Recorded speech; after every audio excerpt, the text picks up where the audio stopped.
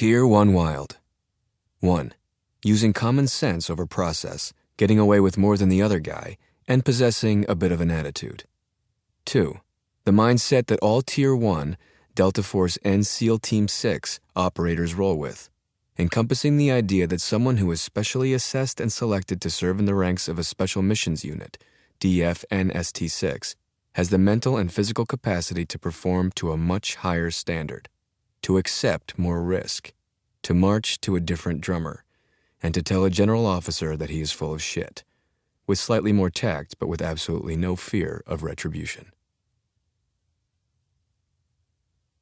Prologue. New Delhi, India. The dead lay throughout the first-class cabin. Their bodies stank in the still air.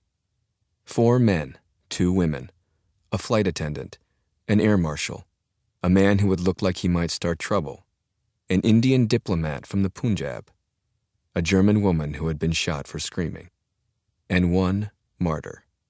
Unlike the 5 dead non-believers, Marwan's body had not been dumped across the seats.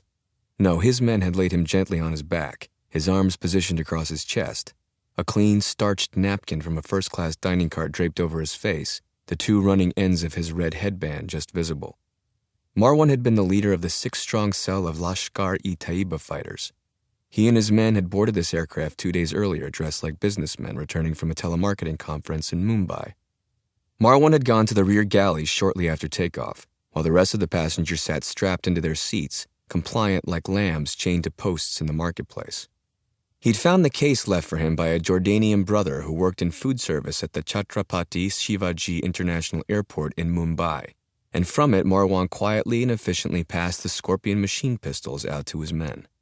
He donned the bulletproof vest left in the bag and slipped the hand grenade into his pocket, and then the 7 Pakistani Lashkar-e-Taiba operatives rushed up the aisles and took over the plane.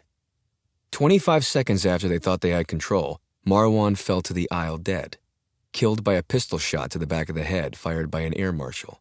The marshal was himself killed by scorpion fire in the next moment, which immediately put JSOC in charge of an operation that still had not recovered from the death of its leader. JSOC was not Marwan. He was scared and uncertain. He was tired and hot and sick of the strange food on the aircraft and the overflowing toilets and the bodies putrefying up in first class. The ballistic vest he now wore dug into his skin and weighed him down as he ran the length of the plane shouting orders. In the past 55 hours, he'd forced the 767's American flight crew to fly to New Delhi, then back to Mumbai, then to Bangalore, and now back to New Delhi. JSOC had been afraid to keep the aircraft in one place for too long while he waited for his demands to be met. In the meantime, the Indian government had stalled, and his men had threatened and then killed passengers and crew. He wished Marwan were here to tell him what to do, where to go, how to keep order among the other 5 men in the cell. But Marwan was dead in first class, and the others looked to JSOC for direction while they bickered among themselves and beat on the passengers in frustration. "What do I do? This is taking too long." The 23-year-old's exhausted and stressed mind focused quickly. Too long. Yes, too long they had been on the ground here in New Delhi.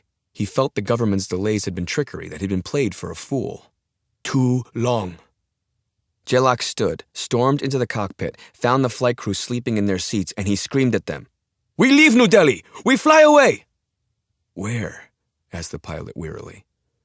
JSOC thought a moment. He needed a safe place, some place where the aircraft could remain for enough hours for him to get some rest. "Quetta!" "Pakistan," the pilot said it as a groan. A statement of frustration. "Yes!" JSOC screamed every word he said to the pilots, thinking it would make him appear authoritative. The pilot shrugged. "When?" "Now! Take off!" "Son, you don't understand. We have to go through a pre-flight checklist and pull our maps for the route we—" "Take off now or I kill a passenger!" JSOC turned to yell out into the cabin. "Mohammed!" The pilot rubbed his eyes and reached for his case containing his maps and charts. Okay.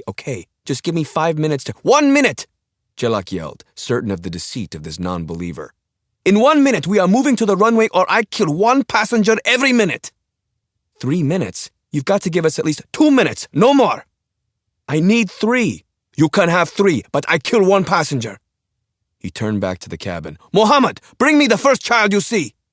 "All right, calm down. We're moving in 2. shouted the pilot before tuning out the terrorist and focusing on his aircraft.